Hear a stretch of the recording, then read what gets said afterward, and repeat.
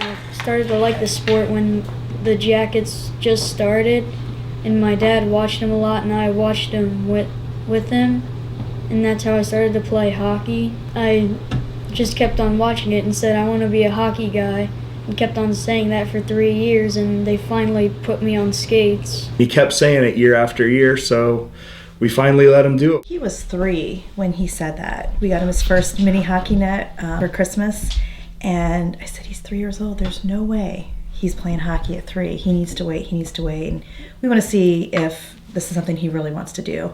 And he did. He just kept saying it year after year after year. I'm going to be a hockey guy. I want to play hockey. So when he was 6, that's when we said, okay, we'll start him in the learn to skate classes. He was determined to skate. The kid couldn't stand on skates for 5 seconds. I'm not even joking. He was by far the worst skater on the ice, and he could barely stand on 2 feet on the ice.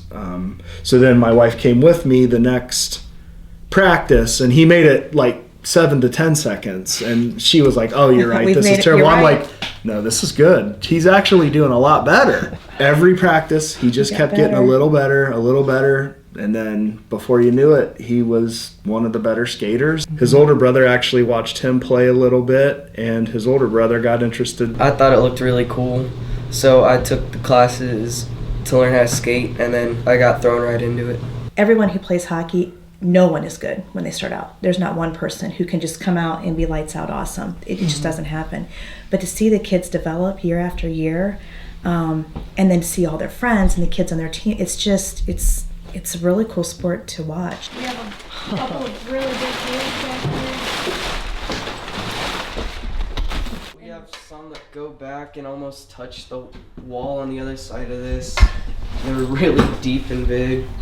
And there are a bunch of puck marks and one where it got caught flat. As they kept hitting the same spot and the holes got bigger and bigger, I kind of freaked out because I thought, oh my gosh, we have a room on the other side and the puck's gonna come sailing through.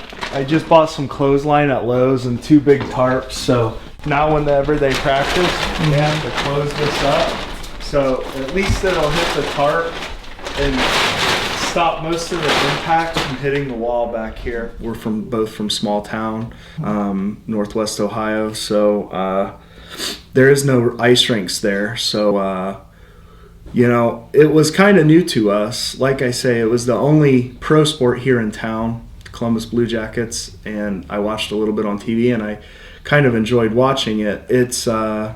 It's different than the normal baseball, football that you get from where we're from. It's a smaller, very tight-knit group of people. And if you've never been in that group, like when we talk to family, especially like I think it wasn't this year, but the year before last, he and I went on a trip in November. So his parents came, and they had to run the boys to their practices and then the games and the weekends, and they were exhausted. They said, we don't know how you do this, and why do you do this? We put all of our schedules in our phones. We have Mac computers, so they have their iPods, so at any given time, any of us can look at the calendar and say, okay, what is our schedule for today? The boys both played on a house team, which is what people would call rec league, and they both played on a select team, which people would consider a travel team.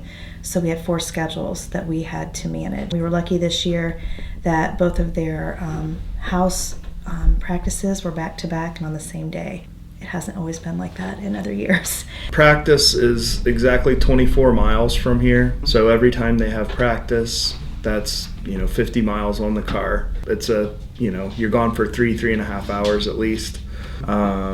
Putting 50 miles on the car 2 times a week, plus then there's games. Most of them are here in Columbus. We had a tournament this year in Indianapolis and one in Detroit.